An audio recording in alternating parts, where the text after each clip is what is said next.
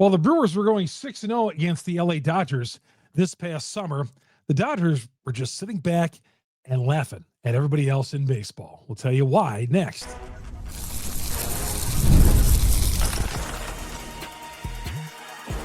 You are Locked On Brewers, your daily Milwaukee Brewers podcast. Part of the Locked On Podcast Network, your team every day. Welcome to Locked On Brewers. I'm your host, Chuck Freimund, longtime sportscaster here in the state of Wisconsin, proud host of Locked On Brewers, part of the Locked On Podcast Network. We are your team every day. This episode brought to you by Game Time. Download the Game Time app, create an account, use the promo code Locked On MLB, $20 off your first purchase with Game Time. Coming up on the show, did it really matter if the Brewers went unbeaten against the Dodgers this year? A few other teams did as well. It's all about that. Talk about that coming up. Christian Yelich, I know some of you want him traded. I'll tell you why he's not going to get traded. Also, the Peralta rumors and some other players apparently are getting traded from the Milwaukee Brewers. If you listen to the pundits out there, the national guys, I'll give you some important dates that are coming up for the Milwaukee Brewers as well. All right. Yeah, the Dodgers won the World Series like everybody predicted they were going to do early in the season. They were the odds-on favorite to win, even when they were going through their struggles during the summer. And I've seen a lot of Dodger baseball, watched a lot of them play. Of course, saw 6 games they played against the Brewers, and the Brewers swept them. But the Dodgers, this whole time, they were playing guys who you had never heard of before and had no business pitching in the postseason and didn't. Yeah, we saw Ed Sheeran pitch a game or two. But for the most part, the Dodgers this summer, they were on cruise control. Meanwhile, teams like the Milwaukee Brewers were what we want, right? We want our teams to go out there and give 110% effort. And that's what they did. They out-hustled, they out-thought, they played at a high baseball IQ, and it got them to 97 wins. Meantime, the Dodgers had guys on the injured list. They were going through the motions all summer, but they were built for October. That's the new thing, right? Built for October. Who's built for October? Who's not? And the Dodgers have proven that, yeah, they're built for October. Even when, including me, was doubting them this summer, watching them play, saying, man, look at the Milwaukee Brewers are so much better than these guys. I mean, how are the Dodgers favored to go into the World Series? They're terrible. Brewers going 6-0 against them. Dodgers bullpen falling apart. You name it, all the issues. The 3 MVPs at the top of their lineup. Yeah, I'll take what the Milwaukee Brewers, the Isaac Collins of the world. And yeah, by the time we got to the NLCS, Isaac Collins wasn't even part of the equation. And a few of the other guys were part of it, but didn't actually show up like they did when they played the Dodgers in the regular season. So the Brewers, the Houston Astros, Anaheim, the Angels twice swept the Brewers. And that's it right there. Those teams had their way with the Dodgers during the regular season. You know what Mookie said? Mookie Betts said every game against us, teams are playing their World Series. And you know what? He was right. In the regular season, teams like the Brewers, the Astros, well, especially a team like the Brewers, that was their World Series, right? We're still talking about them winning 6 games. I guarantee you that's not even a blip in the Dodgers' mind anymore. Now we lost 6 games to the Brewers in the regular season. Once we got to the postseason, it was game on, and the Dodgers are ready. So the Dodgers, do they have this thing figured out? Again, we want, right? And when the Brewers go half speed, which you really can't do in baseball, but if you're resting guys and doing that and not playing your frontline guys, we complain about it, right? Or not hustle. But the Brewers went all out this year. I mean, that is the hardest working baseball team in Brewers history. I've seen them all. 82 Brewers, you name it. That was the hardest working team. Were they just spent by October? And once they got to the bright lights, you saw many 1 for 15s and 2 for 15s and batting averages. There was multiple batting averages like that. Meantime, the Dodgers didn't exactly light it up offensively in the postseason. They got clutch hits, and they got great pitching, and just enough to get by. But the Dodgers look like a different team, though, than what we saw in the regular season. Much different. And, of course, they have the frontline arms. The Brewers pitched well, right? Brewers still pitched well. Allowed 15 runs in the 5 games or in the 4 games against the Dodgers, right? You take that every time. Offensively, though, the Brewers, again, were they spent by the time? But then we complain when they throw the Sunday lineup out there, the Brewers do, yet they still win with the Sunday lineup. The Brewers went all out and won every game. I don't know how you temper that, because I don't want to see it tempered. I enjoyed watching that. Mark Attanasio talks about the summer of entertainment. I was entertained all summer watching these guys going out, knowing every time I was going to turn the TV set on, I was going to see 150% out of all these guys. All these guys getting the uniforms dirty, sweating, working hard out there, right? Grinding to the final at bat, right? Final at bat. Look at that 14-game winning streak. You look at times when they were down 8-1, grinding, making things interesting, in some cases winning a game like that. Not the LA Dodgers.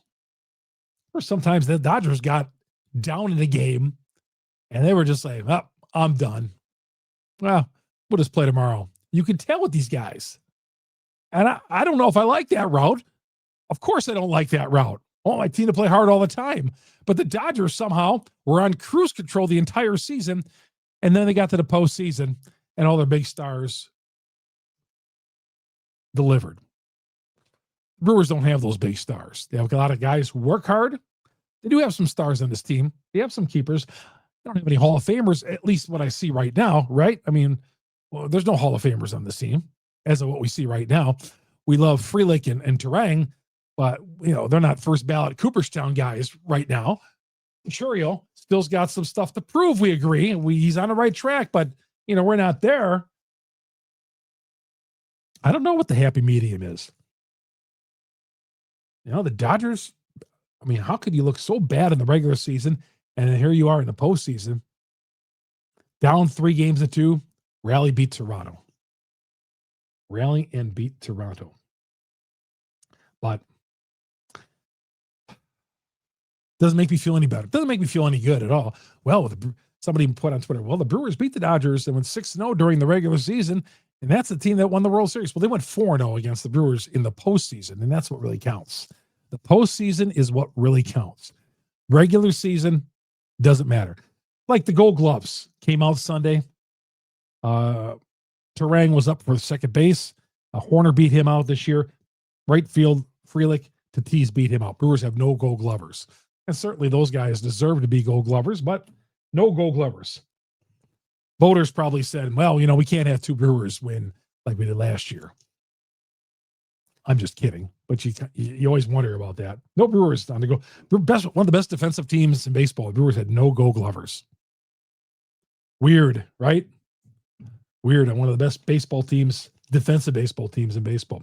But again, the Gold Glover, Terang winning a Gold Glove, Frelick winning a Gold Glove, isn't going to make me feel any different about losing to the Dodgers in 4 games. Because ultimately, that's what it's all about, right?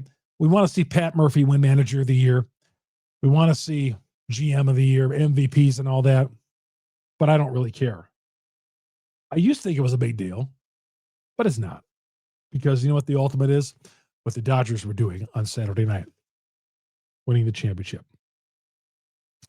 Christian Yelich. I'm going to talk briefly on Yelich here. 29 homers, 103 RBIs, 16 stolen bases, 264 batting average, and key in the middle of that lineup. For years, the Brewers were failing because Yelich was not doing his job during the regular season. Was not doing his job in the regular season. And they moved up at the top of the lineup. But in their heart of hearts, the Brewers wanted to keep Yelich in the middle of the lineup, but he was not producing. He finally did this year. He finally did. I still don't get the fact that they moved him to the top of the order at the end of the season there in the postseason. But he put up nice regular season numbers. there's no answer for why he's failing in postseason, right? If we knew, we would do something about it. Brewers would do something about it. He just can't get it going in postseason. Just terrible. And the numbers are, you look at them and you want to cry that your best player each and every year is failing in the postseason. Failing in the postseason. And I know some of you guys want him traded. Now he comes in at a good price for the Brewers at $23 million. That for the Brewers, for a guy hitting 29 homers, 103 RBIs, batting 264, you'd love to have that. Now, for what he did in the postseason, he was overpaid. But what he did in the regular season, it's kind of a bargain in today's baseball world, right? Qualifying offer for players is $22 million. He's going to make $23 million next year. Although the contract is going to go for a long time. But he is like a polarizing athlete in the state because we all, the last 4 or 5 years, were disappointed in Yelich. But he turned it around this year, right? He hit that grand slam, what was that, middle of June or so, and helped get this thing going for the Milwaukee Brewers, that walk-off grand slam. And he continued. He was player of the week that week, and he continued to just produce for these guys. And then he came to the postseason, and he failed miserably. Not loud outs, soft tappers to the second base, and striking out and looking just terrible at the plate. So will they trade Yelich? They won't trade Yelich. There's a couple of guys in Brewers history who are Attanasio guys. And when I say that, guys who Mark Attanasio would not trade. He wouldn't trade Ryan Braun. Okay, he would never have traded Ryan Braun, even though Braun let him down, obviously, for what we know. Remember, we're not going to bring that up again. But what happened in 2011. And then Yelich, that is Attanasio's guy.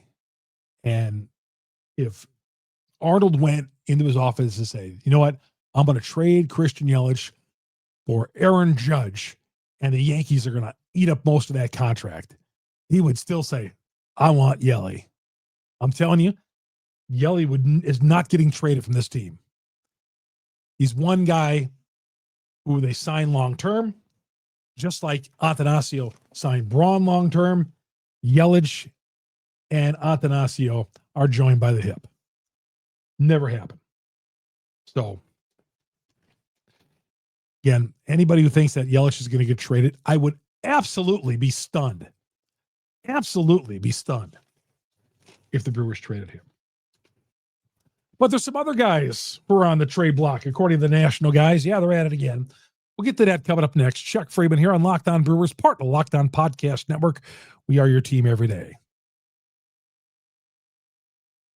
This episode brought to you by FanDuel, America's #1 sportsbook. The NBA is back. In fact, all the sports going on right now. College basketball is starting up today.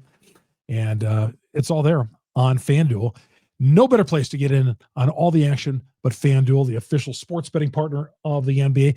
And even if you missed the opening tip-off or opening kick, go to their live betting, FanDuel. It's easy to maneuver around. It's not complicated. It's all right there. Some of those companies, they make you jump through hoops, and it's frustrating. Not with FanDuel. It's very easy. Plus, you could even combine your live bets into a same-game parlay for a shot at bigger payouts. But right now, here's the offer from FanDuel. New customers, you get $300 in bonus bets when that first $5 bet wins. You put a bet in for $5. Maybe you like college basketball. You like Arizona tonight. Well, if it hits, you'll get $300 in bonus bets when that $5 bet wins. Head to FanDuel.com, sign up today, play your game with FanDuel. FanDuel, the official sports betting partner of the NBA. Chuck Freimund here on Locked On Brewers. And by the way, this podcast, you get it on Google, Spotify, Apple. Yeah, we're going to be here in the winter just because the season has ended. The Brewers got some work to do here in the offseason. A lot of big dates. We're going to tell you about those coming up here in a little bit. But it's a big offseason for the Milwaukee Brewers, right? They got to not only get better, but they got to stave off some other teams. And we're going to be talking about it all winter long. And, of course, you get our show on YouTube. Go to Locked On Brewers on YouTube. Hit the subscribe button. Hit the bell. That alerts you every time we drop an episode here on Locked On Brewers. So, yeah, the national guys, are at it again. Remember last summer when the Brewers were like technically in the wild card race, this is before they surpassed the Cubs, all these national guys had the Brewers trading Freddy Peralta. And we were like, hey, wait a second. The Brewers are pushing the Cubs here. Why would you want to trade Freddy Peralta? And these national guys, as we know, they like to dip into the Milwaukee Brewers and find out, okay, we'll take that guy. We'll take that guy. That's all we are, the stepping stones, according to those guys. But that's not the way we want to have it. I saw one report today. Oh, the teams that would be interested in, San Francisco. San Francisco. He would fit perfectly in San Francisco, Freddy Peralta. They won 81 games this last year. Freddy would be a perfect fit. Yep, just trade our guys off. Just like, we traded off Hader, Burns, and Williams. Want to trade off Peralta as well. Oh, and Contreras. He's on the trading block, according to the national guys out there. The Brewers would be an absolute fool to trade Contreras. Absolute fool. But according to the national guys, he might be on the trading block. Oh, Philadelphia, they could need a catcher if they don't have Realmuto. Oh, Contreras would be a perfect fit. Again, using our guys like Stratomatic baseball, like we're trading them, like we're drafting and trading these guys. These national guys just absolutely kill me. How they want to because they have no respect. It's funny. I was walking in a Dodger Stadium for Game 4. I don't think I talked about this on the podcast. And you had to go through security. And there was a national guy, and I'm not going to say who, right in front of me. And he was in such a good mood because he was like, yep, this is what I predicted. I picked the Dodgers are going to win this one in a sweep. As he was walking through the door. And I said to him, yep, you had that one right. You got it. Don't want to give small Milwaukee a chance at all. I get it. You big market guys. And he just looked at me and smiled. I didn't smile back. I wasn't happy about this comment, but he was like gloating that he thought the World Series, and he was right that the playoff series was over and the Dodgers were going to the World Series. I just didn't want to hear these a national guy, gloating about that. He knew that was going to be his final night in Los Angeles watching the Dodgers and Brewers series. And the Brewers are just, and again, that's how these national guys think. We're just this cute little story with the pancake potatoes, the potato pancakes or whatever it is, the pocket pancakes in the back pocket. We eat our bratwurst, go to our games, but then when push comes to shove, now get out of the way, Milwaukee. Let the big boys through. I hate that mentality. All right, so Contreras, they'd be dumb to trade him. Couple of notes here. Important dates that are coming up. I want to throw these out at you because these are important. There's a possibility the Brewers could be paying a big sum of money to Brandon Woodruff. If Brandon Woodruff takes the buyout for the Milwaukee Brewers, $10 million, and then they give him a qualifying offer of $22 million, and he takes that, banking the Brewers would of if they gave him, they gave Adames the qualifying offer last year, and of course he took it. Brewers get a draft pick in return. Same thing here. If they give Woodruff the qualifying offer, assuming they feel like he's not going to take it, he's going to get a long-term deal out there. Well, then the Brewers, if he doesn't take it, they get a draft pick. If he does take it, then you're stuck on $32 million. So I kind of feel like Woodruff is looking for a long-term deal out there, but that would be kind of odd having to pay him the $10 million already and then another 22, which is the amount for a qualifying offer these days. But we're going to talk about some of the important dates coming up here for the Milwaukee Brewers. We'll get to that coming up next. Chuck Freimund here on Locked On Brewers. Download the Game Time app, create an account, use the promo code LOCKEDONMLB, and Game Time gives you an advantage. 100% authentic tickets delivered on time, best price. I had a guy email me the other day, took advantage of the $20 off on Game Time. He bought tickets for Bryan Adams down in Chicago, which is happening Monday night. Download the Game Time app, create an account, use the promo code LOCKEDONMLB for $20 off your first purchase. Concerts, sporting events, Bucks games, Packers games, Brewers games next year. But you're never going to get a surprise. All the fees you see are upfront. All the fees included are the price you pay at the end. So you're not going to get any tack on fees at all. Their zone deals. I love their zone deals. Pick the section. Game Time picks the seats, and you save big. But once you get inside 2 hours, 1 hour of that sporting event or concert event or whatever it is, comedy, those prices start to drop on Game Time. They drop like a stone. That's a tip from your guy right here, Freimund. But go download the Game Time app, create an account, use the promo code LOCKEDONMLB, $20 off your first purchase. Terms apply. Promo code LOCKEDONMLB, $20 off. Swipe, tap, and ticket download. Game Time today. All right, these important dates that are coming up.